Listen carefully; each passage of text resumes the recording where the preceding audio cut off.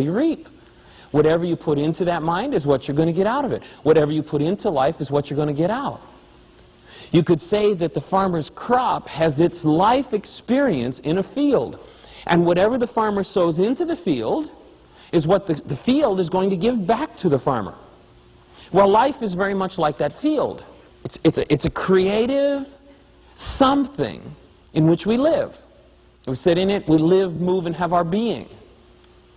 So if we live in this creative something, you know, a lot of human beings try to capture in their minds what that something is. I think that's a mistake because the only thing we can do is limit it and try to make it look like us. I don't think it looks like us. But that creative something does live by the law that we can identify in the farmer's field. And it's almost as though that creative something says, look, I'm going to turn it over to you, you tell me what you want and I'll give it to you. In fact, there's a really simple statement or a three-word contract that explains that law that was given to us some 2,000 years ago. And the three-word contract said, ask and you receive.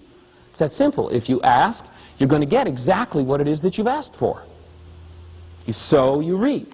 So how many people do we find speaking words like, well, gee, you know, I really would like to have a peaceful, happy life. I'd really like to have a relationship where I'm treated lovingly, and I'd like to be treated gently by life, and I'd like life to have respect for me.